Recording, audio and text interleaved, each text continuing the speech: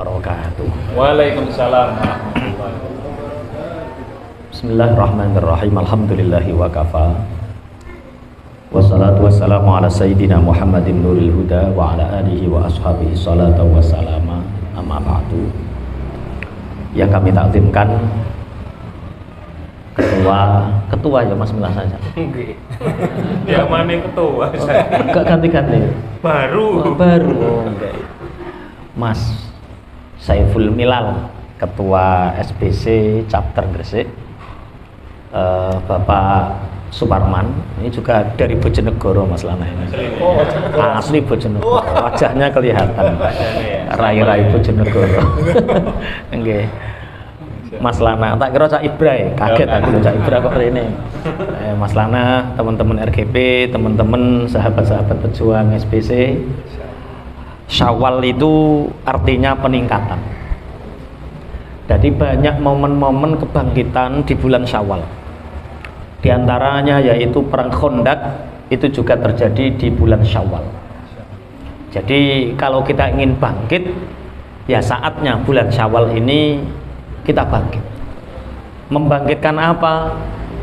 Ya otomatis membangkitkan attitude diri, membangkitkan keluarga yang bahagia, membangkitkan bisnis kita, membangkitkan apapun yang berhubungan dengan kebaikan kita. Itu arti daripada Syawal. Jadi Syawal itu artinya peningkatan. Dibutuhkan beberapa hal untuk kita menjadi bangkit. Sesuatu yang down, turun, sesuatu yang naik itu mestinya lebih mudah daripada sesuatu yang sudah turun. Orang yang pernah menjadi raja kemudian down, maka untuk menjadi raja itu lebih mudah atau lebih sulit? Mestinya lebih mudah, karena wis tawuroh rasane dadi raja, wis tawur. Orang yang bangkrut yang pernah kaya itu untuk diajak kaya itu lebih cepat daripada orang yang belum merasakan kaya. Gresik ini SBC-nya pernah luar biasa, berarti untuk luar biasa itu lebih mudah, enggak sulit. Dalam Syawal cuma dibutuhkan beberapa hal. Yang pertama adalah kita membutuhkan himmah. Himmah itu cita-cita luhur. Ada azm, keinginan, bahasa Arabnya azm. Setelah keinginan, di atasnya azm itu ada niat. Niat itu qasdu syai' muqtarunan bi fi'lih.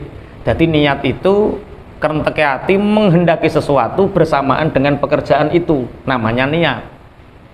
Kita jauh dari Suci mau ke sini, mau kemana? Mau ke RGP, sudah nyetir mobil itu niat.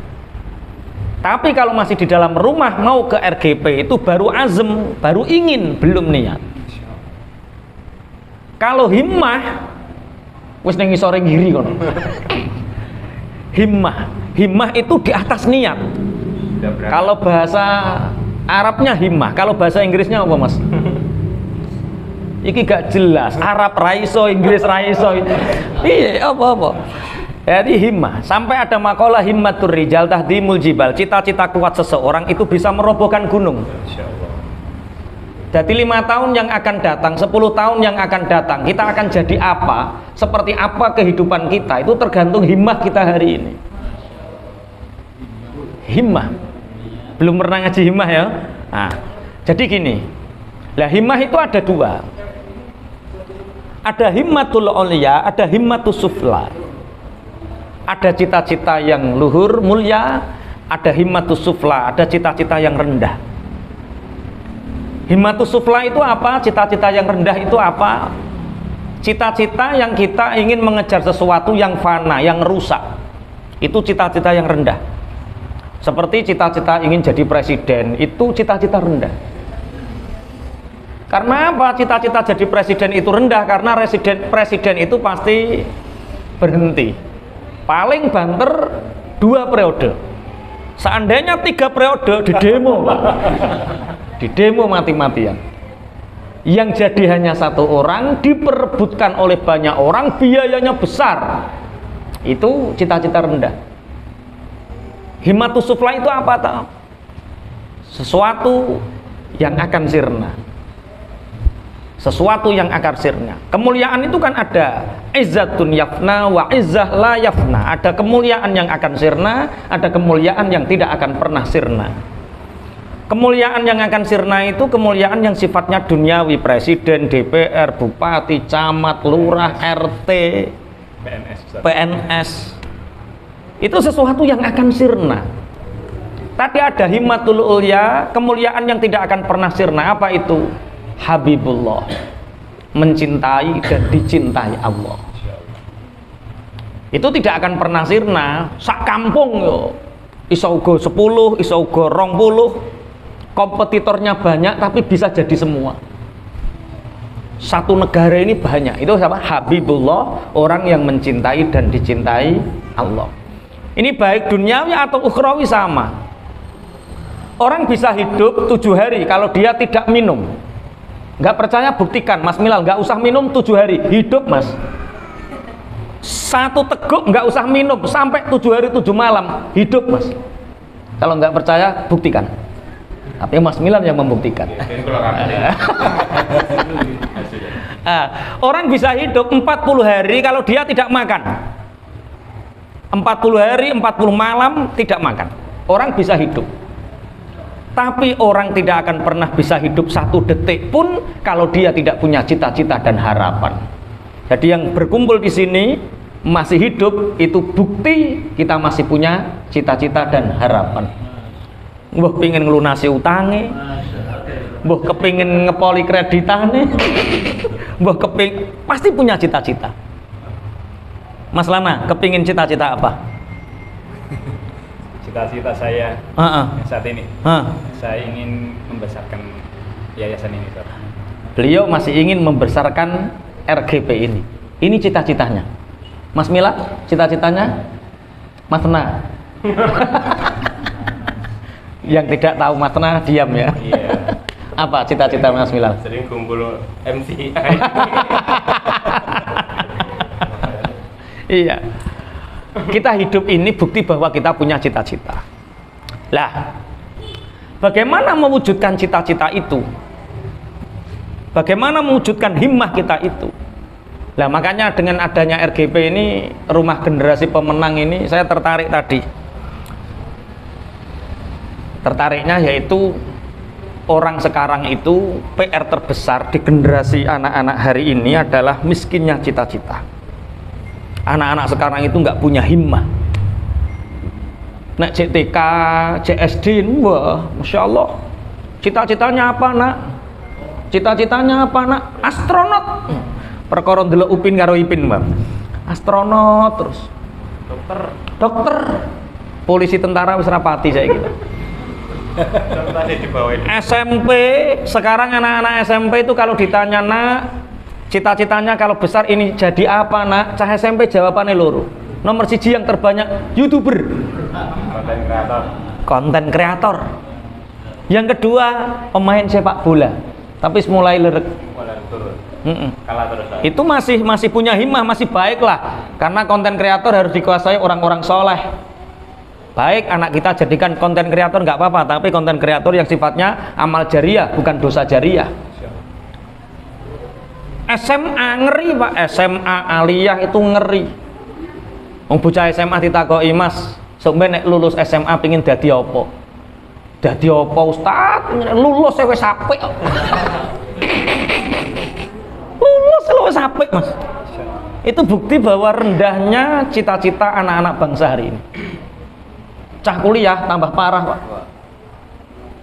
Kemarin ketemu sama anak-anak kuliah buat skripsi, tak tanya, semester berapa Mas? 8 statua skripsi ki nggih. Semester 8. Terakhir 7. Bener 4 tahun. Lah ya wis 4 tahun. Sekolah wis 4 tahun, lulus mestine. Harusnya wis lulus. Nggawe skripsi gak rampung-rampung. Nanti kalau lulus ingin jadi apa, Mas? Lah ya Ustaz, sarjana itu beban. Orang tua kerja di pasar, ikut ke pasar, lah yo akeh-akeh ngetokno duit nggo dadi sarjana kok trimo ning pasar. Bapak petani ikut ning sawah usung-usung selang. Lah yo ado-ado di sekolahno ngentekno biaya akeh kok neng sawah beban. Kalau dulu SPD kan sarjana pendidikan, kalau sekarang SPD itu sarjana penuh derita. Nelongso nasib ya Allah, ya Allah. Makanya kita sebagai orang tua yang hari ini sudah menjadi orang tua, ada yang belum nikah? Astagfirullah. Berapa? Saya itu umurnya berapa mas? 20. Oh 20. 5 tahun lagi sunnahnya Rasulullah nikah usia 25 tahun. 2025 Agustus tanggal 4 kalendernya dikeluwengi nikah.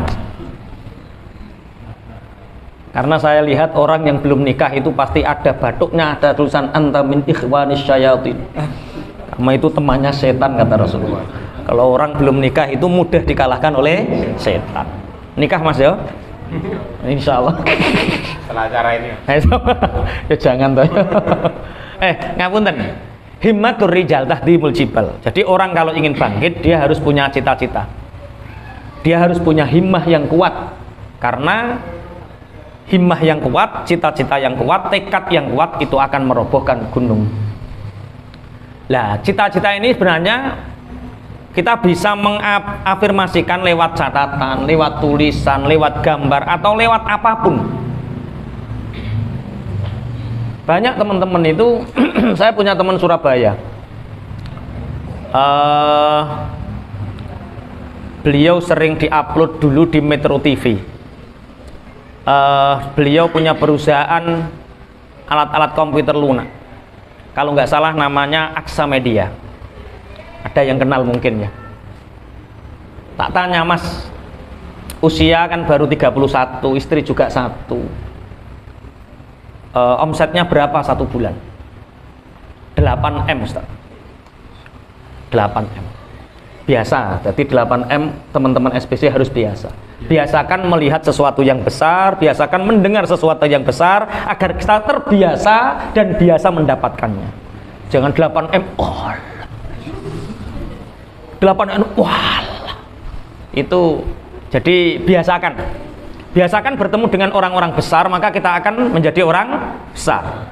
Kalau ingin jadi harimau, bertemanlah dengan harimau.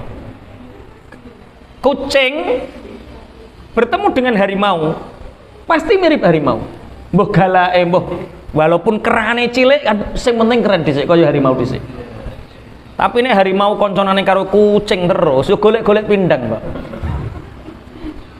Oke, maka bertemanlah dengan singa, maka kamu akan menjadi singa. Membiasakan sesuatu yang besar, membiasakan kesulitan yang besar, maka kita akan mendapatkan anugerah yang lebih besar. Bojonegoro sini 2 jam. Di Lamongan ada kemacetan misalkan, ya nggak apa-apa, itu kesulitan yang besar. Pasti Allah akan menganugerahi sesuatu yang lebih besar. Orang yang tidak mendapatkan anugerah yang besar itu tanda dia tidak siap menghadapi sesuatu yang besar. Laki roh mendungi wedi. Makanya laki-laki yang selamat itu ketika punya istri yang cerewet, judes, jaluan, wah selamat mungkin. Karena ujiannya besar, maka dia akan mendapatkan anugerah yang besar. Akhirnya gak wani selingkuh, gak wani zino, gak wani opo-opo, lurus aja. Makanya ibadahnya zaman akhir wanita hari ini itu harus judes dan cerewet dan jaluan. Itu biar laki-laki itu terjaga dari fitnah dunia hari ini.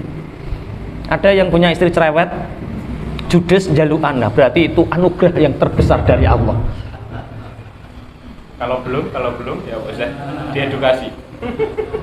Kalau istrinya kalem enggak.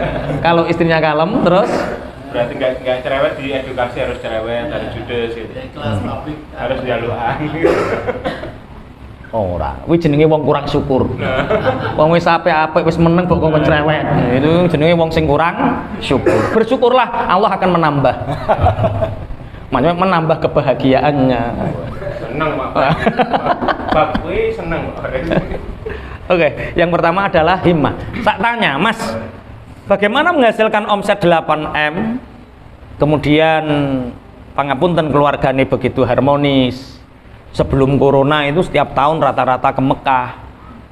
Itu dihasilkan dari kerja keras atau kerja cerdas, atau kerja ikhlas, kerja beruntung? Beliau menjawab, aku gak ngerti Ustadz kerja-kerja sing ikhlas, cerdas. Yang jelas saya itu dulu ketika kelas 2 sanawiyah itu pernah nyatet oret-oretan. Nah, oret-oretan itu saya lulus sanawiyah nanti melanjutkan di aliyah sambil di pesantren di Malang. Kemudian setelah lulus aliyah saya akan melanjutkan di UIN Malang. Kemudian saya akan mendirikan perusahaan berbasis komputer. Kemudian plek dicatat, runtut, nek nyatet. Ternyata setelah buku harian itu ketemu dan dilihat apa yang diwujudkan oleh Allah itu 80% persis seperti apa yang dia catat saat usia sanawiyah dulu. Teman-teman, hari ini kita sudah mencatat apa? Dulu ini pernah, ini sudah dewasa semua ya, sudah. Saya mau cerita malam pertama saya. Ini malam pertama yang sangat berkesan. Ada yang malam pertamanya tidak berkesan. Jadi mungkin pernikahan saya itu pernikahan yang unik karena pernikahan saya beda dengan teman-teman. Kalau Mas Milal dulu menikah atas dasar I love you dan lain sebagainya, atas dasar suka sama suka, cinta, saya beda. Saya nikah itu karena kasihan. Jadi saya ngajar di satu pondok pesantren. Kemudian ketika ngajar itu ada santriwati cantik anaknya. Santriwati ini bermimpi, dalam mimpinya itu sama Mbah Yai dikasih jubah warna hijau, kemudian disuruh ngasihkan saya. Kemudian santriwati ini sowan sama Mbah Yai, maksud mimpi itu apa Mbah Yai? Kata Mbah Yai, jubah atau pakaian itu kalau dalam Al-Quran itu artinya jodoh. Hunna libasul lakum wa antum libasul lahum. Jadi istri-istri kalian itu adalah pakaian bagi kalian. Berarti kalau jubah disuruh menyerahkan Pak Toha, itu berarti sampai itu jodohnya Pak Toha. Coba liburan ini sowan ke dalamnya, ke rumahnya, terangkan mimpi ini dan minta untuk segera melamar. Akhirnya santriwati ini pulang ketika mulut, mampir ke rumah saya, bercerita tentang mimpinya. Bapak, saya bermimpi seperti ini. Saya tanyakan sama Mbah Yai, katanya jenengan itu jodoh kulo, tolong Pak dilamar kulo. Kan saya kasihan, ada santriwati cantik minta dilamar, gak dilamar kan kasihan. Akhirnya tak nikah. Bareng terjadi pernikahan, qabiltu nikah wa tazwija bil mahril madkur. Sampailah ini kita masuk kamar pengantin. Bareng buka, istri saya ini kaget, buka kamar itu kaget. Mas, dulu panggilnya Mas karena belum punya anak. Saya panggilnya Dek karena baru kenalan, baru apa. Kalau sekarang panggilnya Abi, nah, saya manggilnya Umi. Mas, apa Dek? Itu maksudnya apa Mas?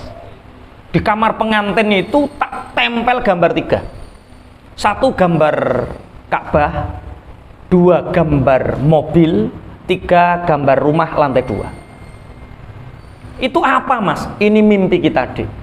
Ini cita-cita kita, ini doa kita. Jadi setiap kita masuk kamar, kita lihat Ka'bah, kapan kita berangkat ke sana. Ini mobil Dek, ini cita-cita kita. Karena sampan Ponorogo, saya Bojonegoro, butuh waktu perjalanan 5 jam. Iki kalau kita nikah 4 tahun, punya anak 3, kalau kita belum punya mobil, piye Dek rekosone Dek? Ketika mudik ke Ponorogo, anak pertama kayak neng ngarep, anak sing tengah kayak neng tengah, anak si nomor 3 digendong, terus pitik, gedang, kelinci kayak neng di berat. Wah, ya kita harus punya mobil. Ini cita-cita kita. Akhirnya lah rumah, semua orang memimpikan rumah. Alhamdulillah Bapak Ibu, teman-teman, sahabat SBC, 3 tahun dari afirmasi ini, 3 tahun dari berdoa dan melihat ini, semua tercapai. Bisa ke Mekah, bisa punya mobil, bisa punya rumah. Lah, sekarang hari ini sing sampean tempelke ning kamar tamu apa? Jangan-jangan masuk rumah plek sudah ada kalender BRI. Plek masuk ruang tamu. Apa sih sakliyane BRI wi? Kampus, Pak. Kalender kampus. Ora sing simpan pinjam ala Islami kuwi lho apa kuwi jenenge? BMT. Masuk rumah gambarnya BMT, Masya Allah. Kalau masuk ruang tamu di situ sudah ada BMT, di situ sudah ada BRI, maka yang terlintas di pikiran kita kapan lunas, kapan utang mana, Pak? Makanya tolong yang kalendernya hari ini masih seperti itu, utek-utek bakar lebok ke pawon, Pak. Itu secara tidak langsung akan mengafirmasi, akan menjadi doa bagi kita. Maka lihatlah orang-orang hebat, kita akan menjadi hebat. Maka saya pernah membaca ada 3 hal yang merubah kehidupan kita. 1, buku apa yang kamu baca, kitab apa yang kamu pelajari. 2, siapa gurumu. Dan 3, circle persahabatanmu itu siapa. 3 hal ini yang merubah kita. Makanya di Syawal ini kita niatkan untuk bangkit, yaitu 1 dengan mempertajam himmah kita, menguatkan himmah kita, yakini bahwa cita-cita yang kuat itu akan merobohkan gunung. Yang kedua, sudah menjadi keniscayaan, kalau ingin bangkit, ingin meraih sesuatu, maka pelajari ilmunya. Man aradad dunya fa'alaihi bil ilmi, wa man aradal akhirah fa'alaihi bil ilmi, wa man aradahuma fa'alaihi bil ilmi. Capai dunia, capai akhirat dengan ilmu. Upgrade ilmu. Lah ada orang itu belajar ilmu itu ada 2, untuk lil amal, untuk diamalkan. Kemudian setelah diamalkan kita dapat berkahnya. Ada yang sekedar untuk pengetahuan. Kalau kita mencari ilmu hanya sekedar pengetahuan, 1 nggak usah ikut komunitas, 2 nggak usah ketemu guru, cukup meguru sama Syekhuna Google nggak apa-apa. Di situ banyak pengetahuan, tapi berkahnya kurang, pengetahuannya lebih luas, ilmunya lebih banyak, tapi di situ tidak ada ruhul jihad. Di situ tidak ada ruhud dakwah. Makanya saya harapkan teman-teman SBC di sini itu ikut SBC tidak hanya sekedar pengetahuan. Kalau pengetahuan di luar sana banyak. Tapi ikut SBC, ikut komunitas ini tujuannya adalah membangkitkan ruhud dakwah. Ada ruhud dakwah di sini, ada ruhul jihad di sini. Jadi tidak sekedar mendapat, tapi apa yang kita beri terhadap orang lain, ambil bagian.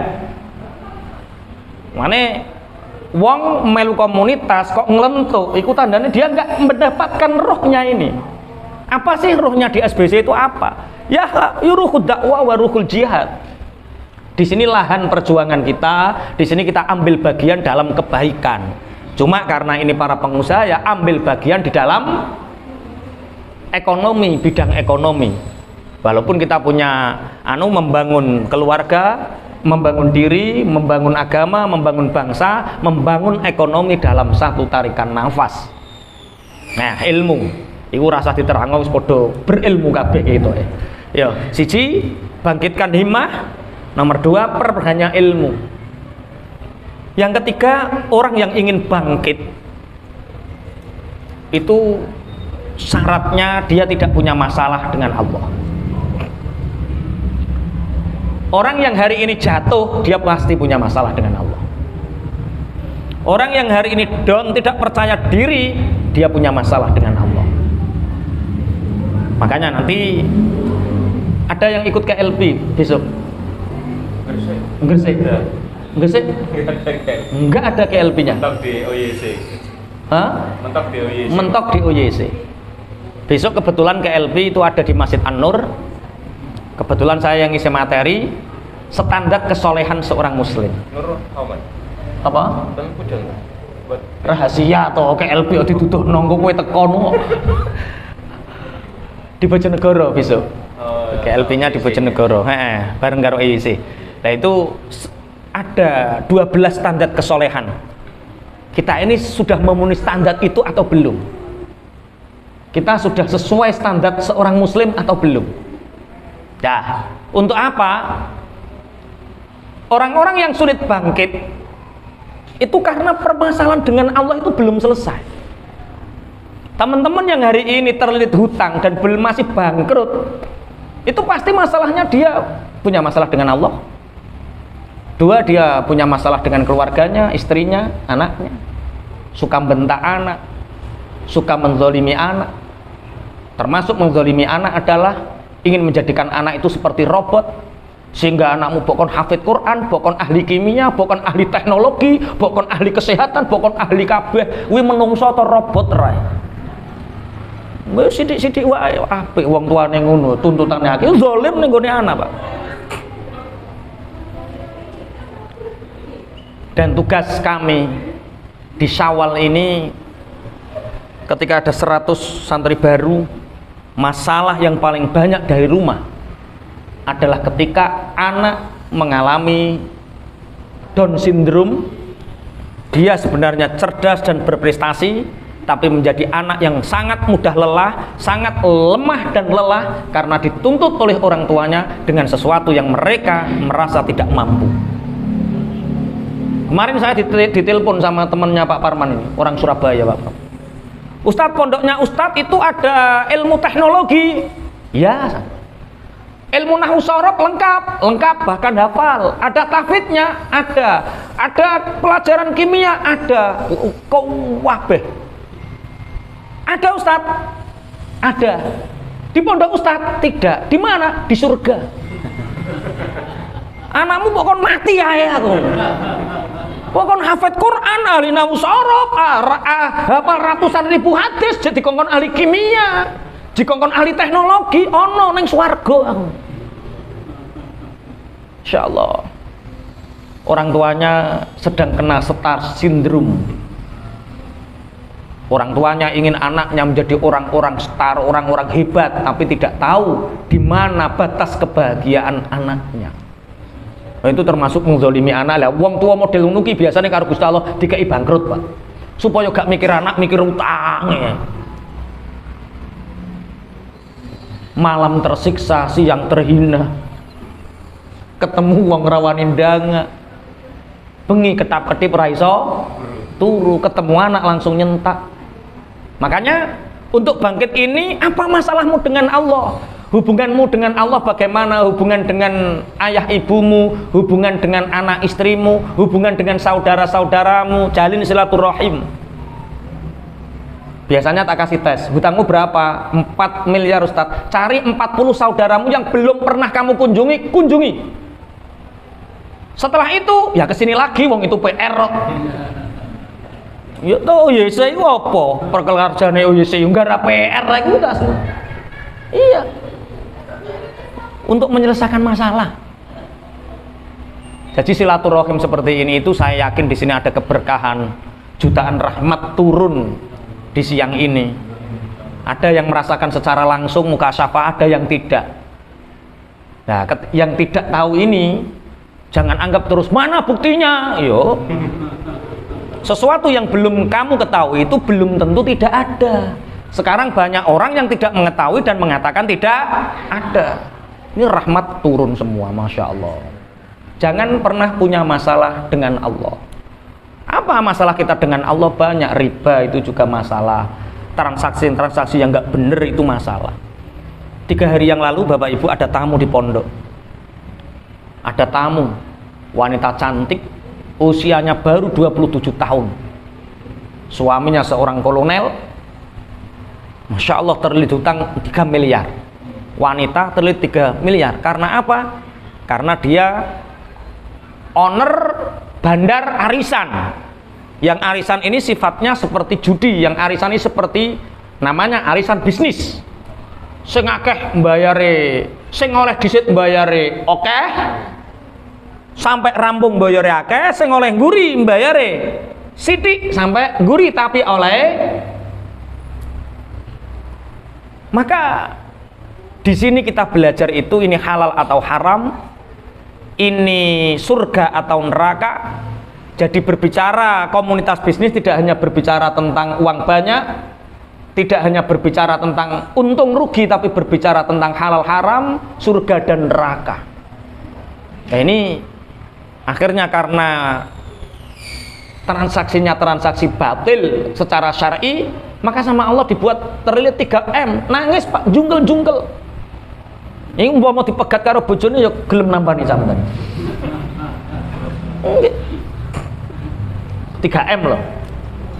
Padahal sebenarnya untuk bangkit itu mudah, yaitu persiapkan himmah, 2 cari ilmunya, 3 Jangan pernah punya masalah dengan Allah. Lakukan standar kesolehan. Lakukan standar kesolehan kita, dekati Allah, dekati Allah. Masalahmu akan diselesaikan Allah. Hidup itu seperti ini loh. Allah itu akan memberi keajaiban bagi orang yang mempercayainya. Allah itu setiap hari sudah memberi banyak keajaiban terhadap kita yang kita tidak menyadari bahwa itu keajaiban. Mata bisa berkedip, itu keajaiban. Tapi karena sifatnya adiyah, sesuatu yang sifatnya terus terulang setiap hari, kita menganggap ini hal biasa. Kita baru menganggap ini keajaiban ketika Gusti Allah nggawe matamu ndelok terus ora iso kedep. Terus lagi iso kedep, ajaib ngoten, Pak. Coba umpama Pak Parman matane gak iso kedep, ora usah suwe-suwe 7 dino. Bingung napa mboten, Pak?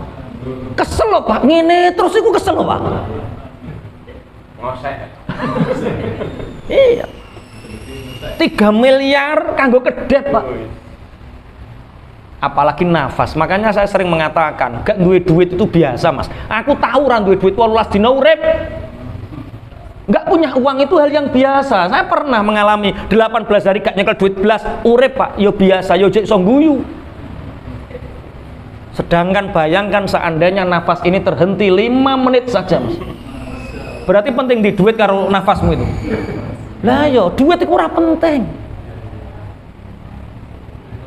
Loh, aku pernah orang duit 18 dino. Mas Lana tambah sering lah duit. Sering, Mas yo. Biasa yo. Biasa. Bahagia. Maka kebahagiaan kita kalau kita gantungkan terhadap sesuatu, kita punya masalah dengan Allah. Maka bagi kita itu sebenarnya bahagia itu tanpa syarat, Mas. Bahagia kok digantung nek bojone sumeh, ora bahagia kowe. Lah nek bojomu judes. Bahagia kok digantungkan ketika punya uang, yo nek duwe duit.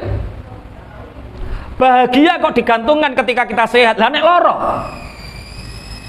Bahagia kok digantungkan ketika kita, maka itu ruwet. Jadi sebenarnya hidup itu mudah, pikiran kata saja yang ruwet. Maka pulang dari sini nanti pokoknya guyu-guyu ngono wae. Pedhe bojone, "Mas kok guyu wae los." Kok los kena apa, Mas? Tanpa syarat. Guyu ngono wae.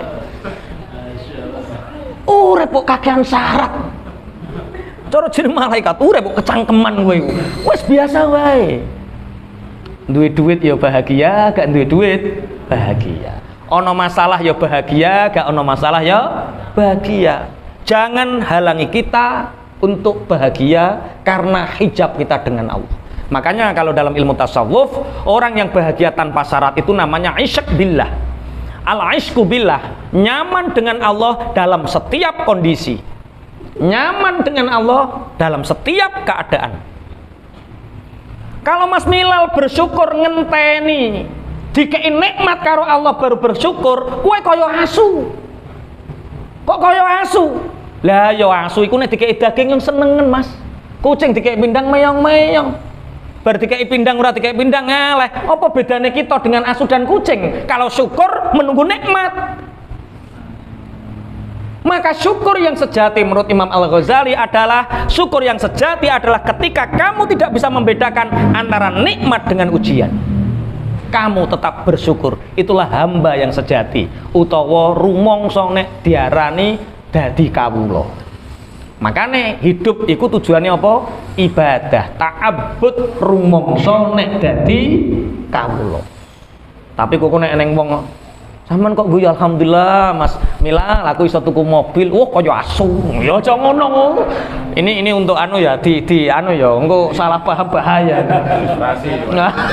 Iya, itu ngono kaya asu. Jadi bersyukurlah tanpa syarat, bahagialah tanpa syarat, al-isyak billah. Kalau orang yang seperti ini tidak mungkin kehidupannya tidak bangkit. Orang itu membayangkan, bapak saya itu punya saudara 3, berarti 4 seakan bapak. Yang pertama Bude itu kakaknya bapak. Terus bapak, terus Pak Le atau paman, 2 paman. 2 paman sampai hari ini baik. Ketika saya kelas 4 SD, Diajak ke Pak Lek saya, ke paman saya. Paman saya mengatakan, "Ha, kamu hebat. Hidup itu gampang. Sampean mesti sok ben iso ngadepi urip iki, gampang urip iki. Tak dolani terus." Itu membangkitkan. Paman yang kedua sama, Pak. Membangkitkan. Bude saya karena entah itulah perempuannya mungkin.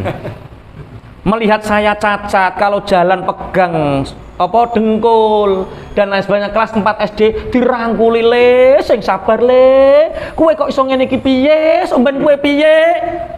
Setelah itu saya nggak pernah ke situ lagi. Soalnya apa? Aku nek ngono terus saya menjadi orang-orang lemah, Pak.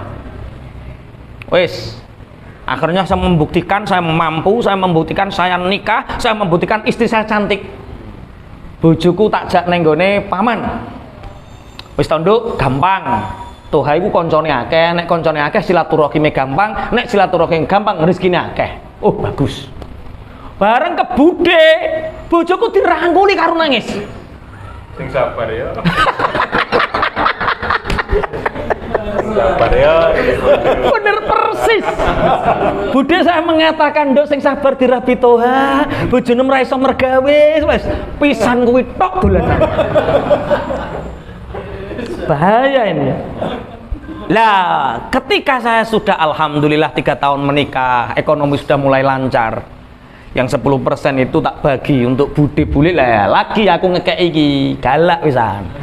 Jadi sudah tidak istilahnya, karena bahaya sekali. Sesuatu yang melemahkan kita dan selalu kita lihat sampean duitnya pas-pasan, kok ana wong sambat duit, kekurangan duit, kuwi nek mbok rungokno terus nular, Mas. Mutaati, kecuali energi kebaikan nore sampean itu lebih tinggi, Pak. Kuat sehingga orang ini tertarik dengan kita, energi kita masuk ke dia, lunas, nggak apa-apa. Tapi wis energi ini pas-pasan, semangatnya pas-pasan, duitnya pas-pasan, disambati wong sing terlilit hutang, melok kebulet. Malah ketarik. Pun Allahumma sholli ala Muhammad. 1, harus ada himmah. 2, perbanyak ilmu. 3, jangan pernah punya masalah dengan Allah. Nikmati kehidupan ini dengan bahagia. Dan bahagia dengan senang itu 2 hal yang berbeda. Ada orang senang tapi nggak bahagia. Apa bedanya senang dengan bahagia? Apa yang membuat bahagia? Apa yang membuat senang? Yang membuat senang itu pasti fisik. Bojo sing ayu, ini membuat bahagia atau membuat senang? Jujur. Pasti sifatnya fisik. Duit itu materi, fisik. Itu membuat bahagia atau membuat senang? Senang, Pak. Banyak orang yang duitnya banyak, dia nggak bisa senyum, Pak. Karo bojo mecucu. Loh, saya punya temen yang sekarang ikut OYC 5 itu. Namanya Mas Wiwit. Kerjanya di Surabaya, Pak. Istrinya kerja. Masya Allah, pulang itu tiap minggu malam, minggu pagi entah kemana. Jadi anaknya sudah usia 4 tahun, dia pulang dipanggil, "Om, rumahnya mana?" Uangnya banyak, tapi pulang dipanggil Om sama anaknya, Pak. Akhirnya dia keluar dari pekerjaannya, Pak.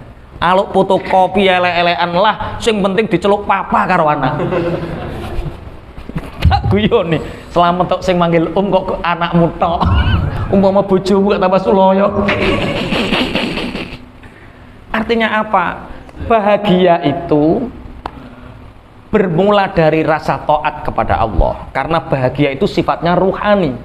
Dan roh ini yang membimbing adalah hidayah. Kalau roh ini fisik menjalankan taat li amrillah, taat pada perintah Allah, keniscayaan kita akan merasakan kebahagiaan. Tanda bahagia adalah tenang. Kalau orang sudah rohnya dikasih kebahagiaan oleh Allah, dia akan diberi ketenangan. Kalau senang, tandanya fisik dan tidak tenang. Contoh Mas Jito. Mas Jito ki nggoncekno bojone dhewe. Rodok lemu, ora pati ayu. Digoncekno ngalor ngidul, tenang apa ora? Tenang. Ora wedi konangan. Walaupun mungkin kurang senang, tapi tenang. Lah terus goncekno pelakor. Usiane nom 19 tahun, semlohe, kuning, mungkin seneng, gairah meningkat. Tapi ngejak jalan-jalan tenang apa tidak? Oh cek 2 kilo, dek tak dun kene wae dek ya. Lah itu senang tapi tidak bahagia. Maka raih bahagia itu dengan ketaatan. Maka dengan ketaatan itu kita tidak akan pernah punya masalah dengan Allah. Yang keempat, watawasau bil haqqi watawasau bis sabri. Kebangkitan itu akan diraih bila kita berjamaah atau berkomunitas, saling menasehati dengan kebenaran, saling menasehati dengan kesabaran, yaitu kita sebut dengan komunitas, jamaah. Kita bangkit sendirian itu nggak bisa. Makanya di dalam pelajaran bisnis kita belajar lebih baik kehilangan gaji orang 1,5 juta 1 bulan tapi kita mendapatkan laba 15 juta daripada 1,5 juta digenggam dewe tapi kita kehilangan 15 juta keuntungan kita. Jamaah, berdayakan bareng-bareng bersama orang lain. Sholat ijen iku ganjarannya siji, tapi nek sholat jamaah 17. Maka untuk berdaya, untuk berjaya, untuk bangkit, syarat mutlak adalah berkomunitas, berjamaah. Yang terakhir, kebangkitan itu akan datang bila kita mengharap atau berdoa kepada Allah. Ad-du'a usilahul mukmin, doa adalah senjatanya orang mukmin. Maka doakan anak-anak kita, doakan bisnis kita, doakan pribadi kita, doakan apapun yang berkaitan dengan kita, teman-teman kita. Maka doa ini nanti akan mencelok. Di sama idurnya dipegang oleh para malaikat, dilaporkan kepada Allah. Sehingga ketika para penduduk langit ini sudah gegap gempita menyambut doa kita, maka apa yang terjadi? Akan dimudahkan oleh Allah. Itu fadilahnya doa. Doa usilahul mukmin, doa adalah senjatanya orang mukmin. Nah, ketika kita berdoa untuk anak-anak kita, kapan waktunya kita berdoa untuk anak-anak kita? Pak Parman mendoakan anak-anaknya itu 1 hari berapa kali? Minim 5 kali. Lah nek anake sampean nakale ping 7 berarti jek sisa loro. Ping 10, lah nek nakale ping 15 jek sisa 5. Maka doakan anak-anak kita di setiap kita ingat dan setiap kita melihat anak-anak kita. Doakan. Tapi kadang apa yang kita doakan, apa yang kita inginkan, itu sama Allah kadang-kadang nggak dikasih. Karena Allah ngasih apa yang kita butuhkan, bukan apa yang kita inginkan. Banyak orang merasa doanya tidak diijabah. Menurut Ibnu Athaillah Sakandari dalam kitab Hikam itu, bila doamu belum diijabah, maka Allah menginginkan agar engkau selalu mengulang-ulang doamu. Itu tanda bahwa engkau dicintai Allah, karena Allah senang, rindu terhadap suara permintaanmu. Jadi begini, ada orang merasa, aku setiap berdoa dikabulkan oleh Allah, aku setiap berdoa dikabulkan oleh Allah. Ingat, selalu dikabulkan itu ada 2 ihtimal, ada 2 kemungkinan. Ini Allah benci sama kita sehingga Allah tidak mau mendengarkan suara kita. Misal ono wong ngemis, nyuwun saikhlase lek, nyuwun saikhlase lek.